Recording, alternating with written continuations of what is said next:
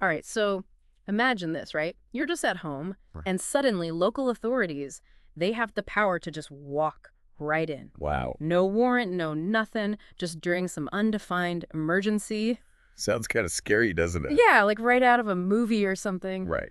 But this actually happened. Really? Yeah, in one county. Oh, wow. And it makes you think, like, what about where I live, you know? Exactly. Like what kind of measures are Yeah, are already on the books. lurking in the shadows Yeah, exactly. that we don't even know about? Yeah, and that's what we're going to kind of dive into today. Okay. A deep dive, into some of these ideas. And Right. it gets pretty interesting, pretty wild. Lay it on me. We're going into this world of people talking about Oh, yeah. this, like, hidden war and, A hidden war. yeah, and some really mind-bending predictions Ooh, I like predictions. about the future. Let's do it. Okay, so the source material for this is this YouTube video. It's called The Best Interview Clif High with Jay Weidner Okay.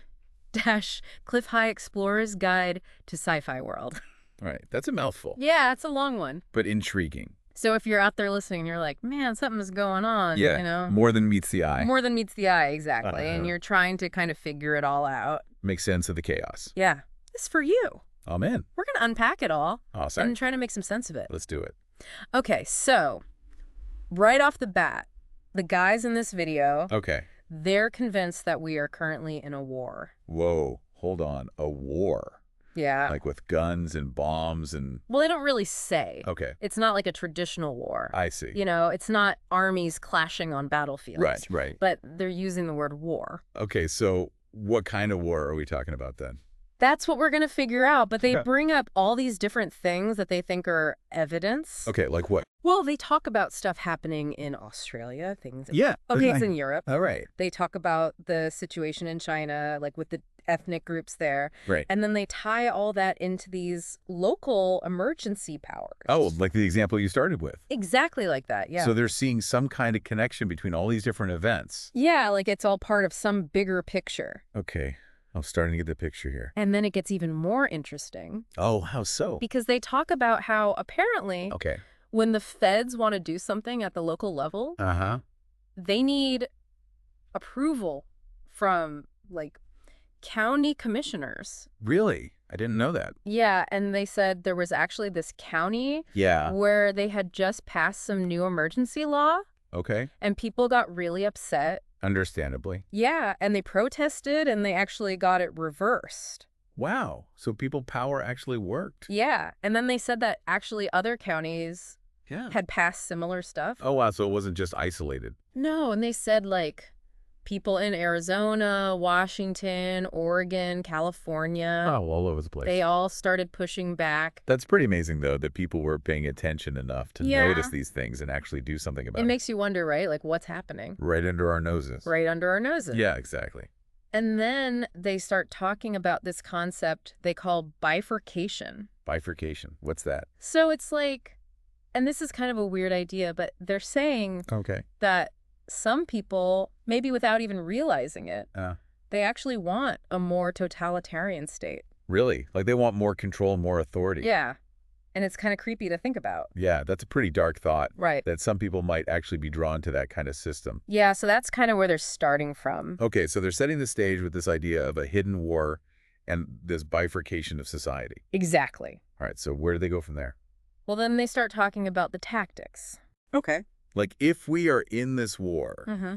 how is it being fought? Right, because it's not like traditional warfare, so what are the weapons? Yeah, and they have some pretty interesting theories. I bet they do. One of the things they say is Yeah. that they think the general population is being deliberately scared. Scared.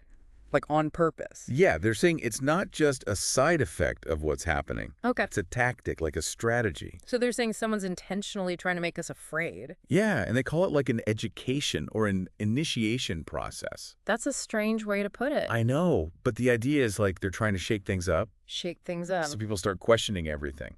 Oh, I see. Like disrupt our normal way of thinking. Exactly. So then they're more open to a new way of seeing the world. And then they get into the supply chain problem. Oh, yeah. That's been a big issue lately. Right. And they're like, who's really benefiting from all this? Yeah, good question. And they're pointing out these weird delays Delays. Like trucks just sitting around, ships not getting unloaded. I hadn't thought about that. And they're saying maybe it's not just incompetence. Oh, so they think there might be something else going on. Yeah, they're saying maybe it's deliberate. Deliberate. Like on purpose. Yeah, so get this. Okay. They think maybe they're using the slowdown to inspect all the stuff coming in from places like China. Inspect it? For what? Well, they're saying, like, weapons, maybe biological agents. Whoa, hold on a second. Are they saying this is all part of this hidden war? Exactly. So like a secret way to control what's coming into the country? Yeah, and they're saying maybe they're using this time to redesign the whole distribution system. Redesign it. For what? For what they call a wartime endeavor. Okay, things are getting really serious now. Right. And here's another thing. Yeah. Remember a while back, all the reports about those starving ship crews? Oh yeah, that was all over the news. Yeah, and then it just stopped. Now that you mention it, yeah, it just kind of disappeared. And they're saying that's evidence Of what? that something happened behind the scenes. Like they took care of it quietly. Yeah, like maybe there was some kind of intervention or resolution. So they're piecing together all these little clues to try and figure out what's really going on. Yeah, and their conclusion is basically that all this weirdness... The shortages, the anxiety. Yeah, it's not random. It's all part of a plan. It's part of a bigger strategy. Wow. Okay, so now I'm really curious to hear what they think is going to happen next. Well, that's the next part. All right, lay it on me. They start talking about predictions for the next 10 years. Okay. But they say all this good stuff Uh-huh. only happens if these negative trends are stopped. Oh, so it's like a best-case scenario. Yeah, like if we can turn things around. Okay, so what do they see happening? Well, they talk about like a whole new level of activity. Activity. Yeah, like for humans, like a whole new way of being. That's pretty vague. I know, but they're saying like a lot of mental baggage will be released. Oh, so like people will be free from a lot of the stuff that's weighing them down. Yeah, especially for younger generations. Right, because they've kind of grown up in all this uncertainty. Exactly. So they're saying like there'll be this new sense of possibility. A fresh start. Yeah, like a fresh start. Optimism for the future. Yeah, and they talk about this huge release of information. Information, like what kind of information? They call it real human history. Real human history. What does that even mean? I don't know, but they also talk about big discoveries in Antarctica. Antarctica. Now that's interesting. And they're saying like it'll be a total game changer. A game changer. Especially for younger people. So they're saying all these secrets will be revealed. And they're pretty adamant that the current powers that be won't be the ones to release it. Because, and I quote, they ain't gonna be here. Whoa, that's a bold statement. Yeah, like they're predicting a huge power shift.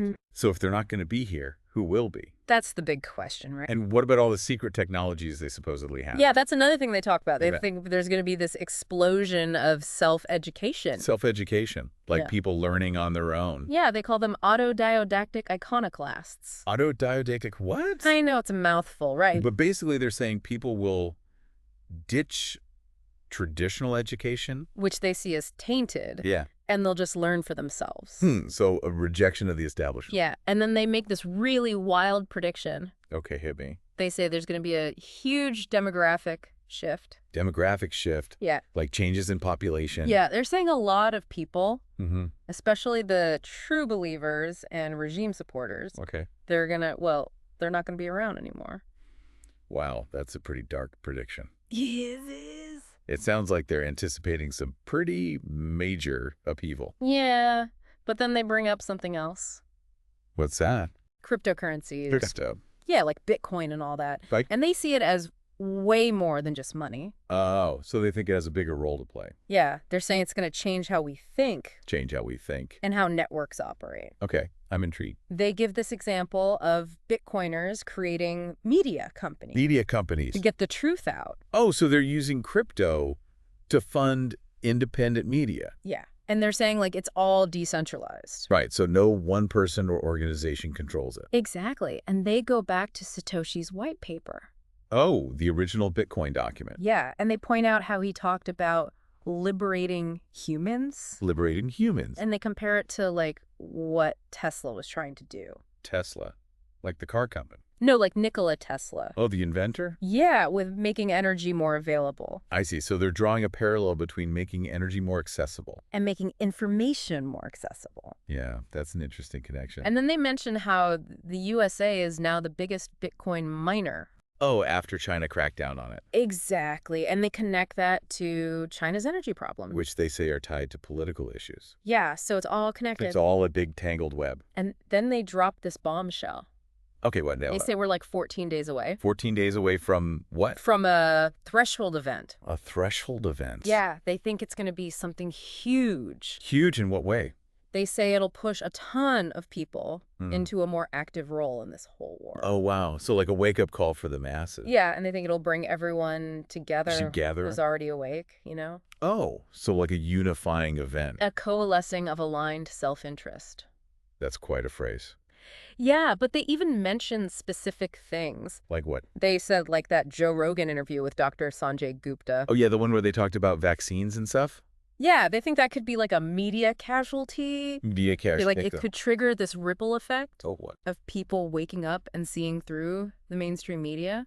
Oh, so they're saying that interview could be a turning point. Yeah, like it starts to erode the media's authority. Right, because Rogan has such a huge audience. And they're saying it's all part of this irregular warfare. Irregular warfare. Where like digital warriors are the main players. Digital warriors. Yeah. Like people online.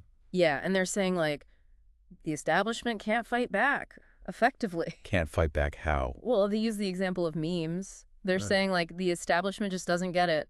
Doesn't get memes. Doesn't get how to use them, yeah.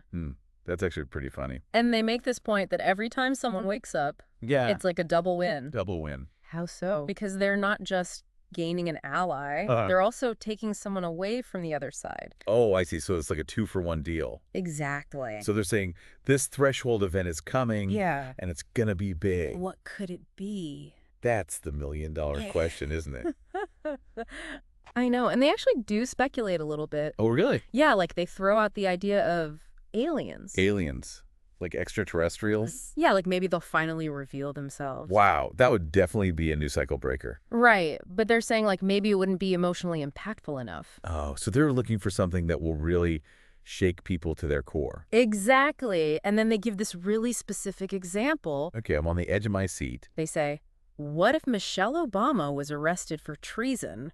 Whoa, hold on a second. Are they serious? Yeah, they're saying that would be a total game changer. I mean, I can see how that would be a huge deal. Right, like it would shatter so many illusions. Yeah, people would never look at the world the same way again. Exactly. So they're saying something like that. Something that really breaks the narrative. Could be this threshold event. Yeah, and then they end with this one last little nugget.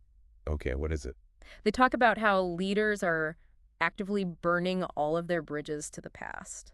Burning their bridges. Yeah, like they're cutting ties with everything that came before. I wonder what that could mean. And they tie it back to the idea of uncovering new histories. Oh, so like a complete rewriting of history. Yeah, it's like they're saying, get ready for a whole new reality. So let me get this straight. They're saying we're in a hidden war. There's this big event coming that's going to wake everyone up. And then the whole world is going to change. Basically, yeah. That's a lot to take in. It is, right? It's like a whole new way of looking at things. And they're not saying it's going to be easy. No, it sounds pretty intense. But they do seem optimistic about what could happen if we can get through this. I guess that's the key, isn't it? If we can make the right choices. And navigate all these changes. Exactly. So I guess the question for you, listening out there, is, are you paying attention? To what? To what's happening around you, to what's happening locally? Right, because they started with that example of the local emergency powers. Exactly, like what's going on in your own community. What kind of measures are in place? Yeah, are you aware? Are you engaged? Because they're saying this is where it starts. At the local level. At the grassroots. And it's up to us to shape the future. To make sure it's the future we want. Not the one that's being forced on us. Exactly. So keep your eyes open, do your research. Stay informed. And most importantly, don't be afraid to question everything. Question everything, because the truth is out there. Somewhere. Just waiting to be discovered. Right, to be uncovered. And who knows what we'll find. Who knows what the future holds. It's going to be a wild ride. It's for sure. Buckle up. Buckle up.